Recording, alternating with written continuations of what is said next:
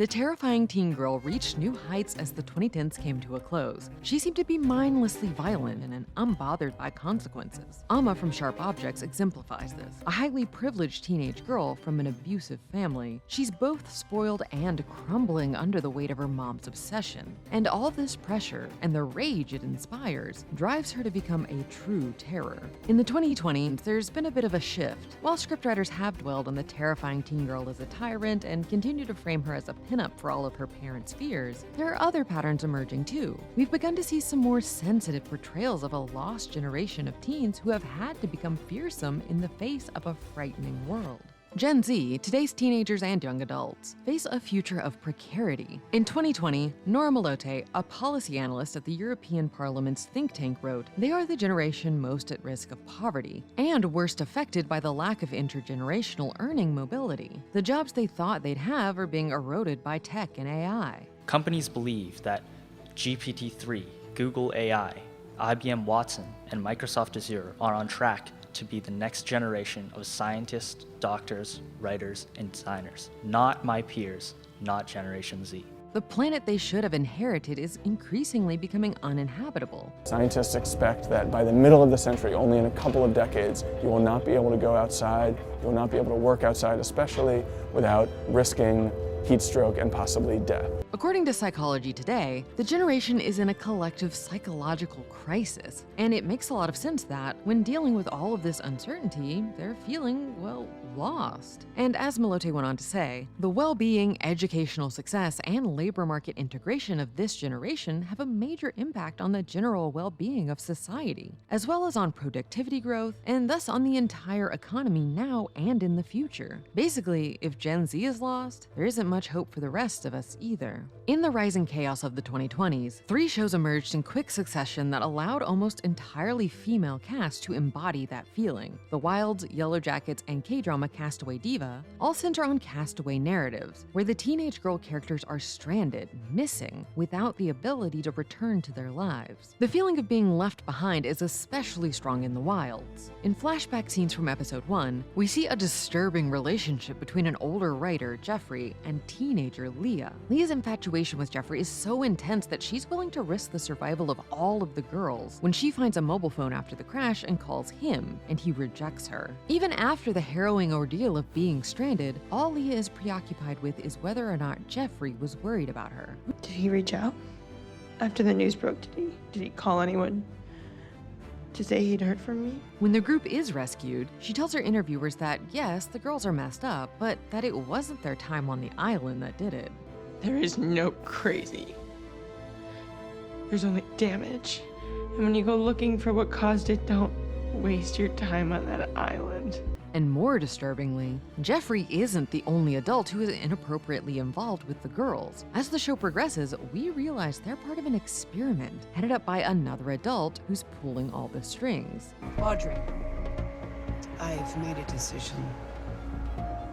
I know it will be controversial. The way The Wilds portrays things happening to these teenage girls against their will could be seen as an allegory for the lack of control that their generation is experiencing in the real world. Yellow Jackets, on the other hand, is split between 2 timelines. The teen soccer team is stranded after their plane goes down in the 1990s, but we also get to meet them as adults in the present day and see how damaged their time in the wilderness has left them.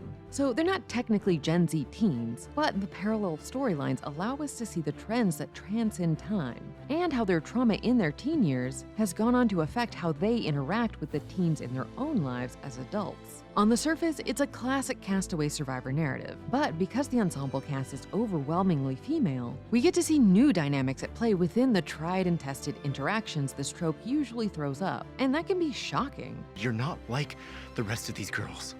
Actually, I'm worse. How can you say that? I let him die in my place.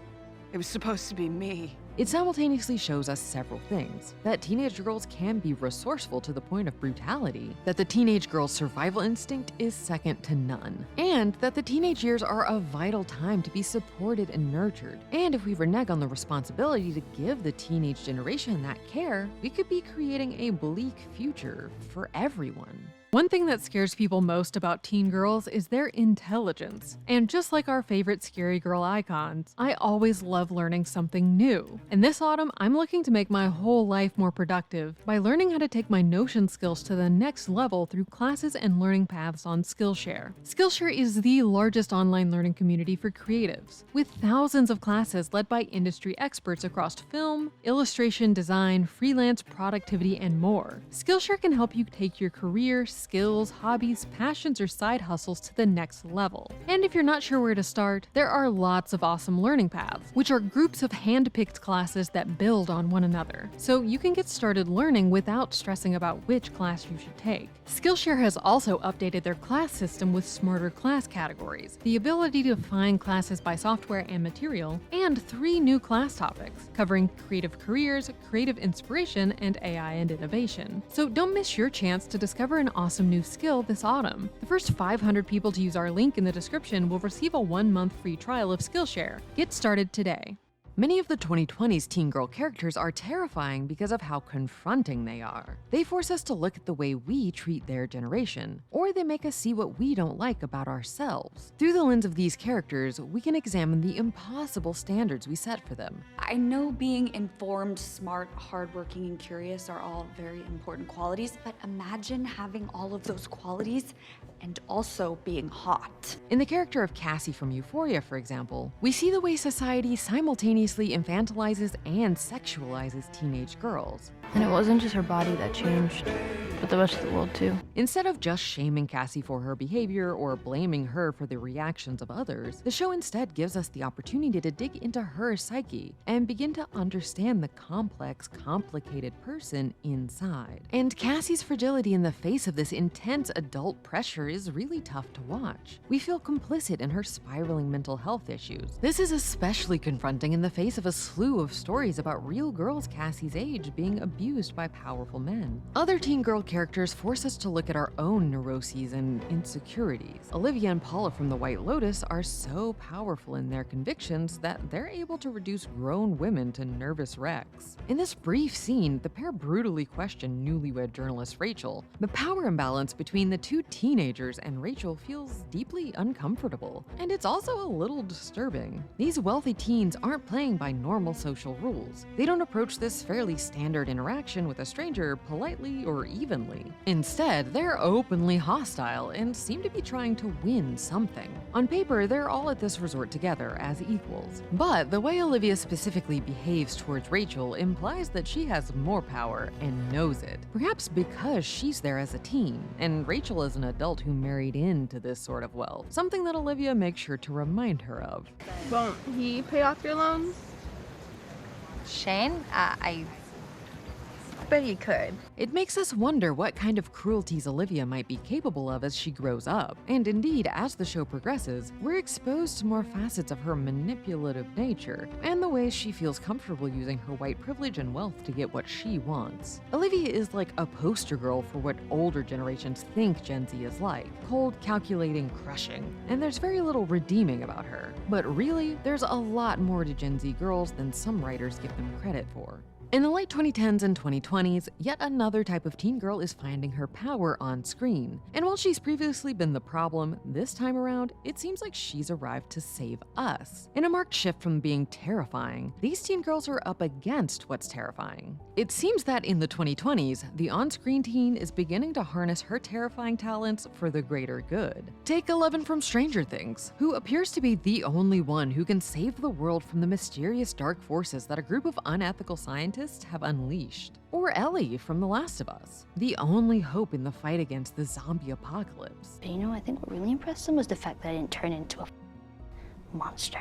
And there's something else that unites this new type of teenage girl character. Aside from adults thinking they're scary, they're willing to stand up, not just for themselves, but also for everyone around them. And that willingness to defend others and find ways to work as a group to become even more powerful, in turn makes them even scarier to the adults around them. Like Wednesday Addams, who's gone from a scary side character in the Addams Family show and movies to a seriously badass teenager and headline act. At her new boarding school, she uncovers a plot against outcasts like her and has to fight to protect them. And sometimes, the monsters we least suspect are the most dangerous. They hide in the shadows until no one is looking. But I'm looking now, and I won't stop until I find the truth. And in their bravery in the face of what's really scary, these characters mirror what real teens are doing, standing up for their generation against politics that pose a danger to them, and calling out adults for their decisions and actions that actively threaten the future for young people. You all come to us young people for hope. How dare you? You have stolen my dreams and my childhood with your empty words. The teens who exist today have a tough future ahead, and they're rising to it, showing us that there is a better way, no matter how uncomfortable it might be to get there. They're inspirational, not just to viewers, but to writers too. So expect to see a whole lot more terrifying teen girls on screen in the years to come. Turns out, they represent exactly what the world needs. We hope you've enjoyed our miniseries on the history of the rise of the scary teen girl on screen. If you haven't seen the first 2 episodes, make sure to click the links in the description to check them out. That's the take. Click here to watch the video we think you'll love, or here to check out a whole playlist of awesome content. Don't forget to subscribe and turn on notifications.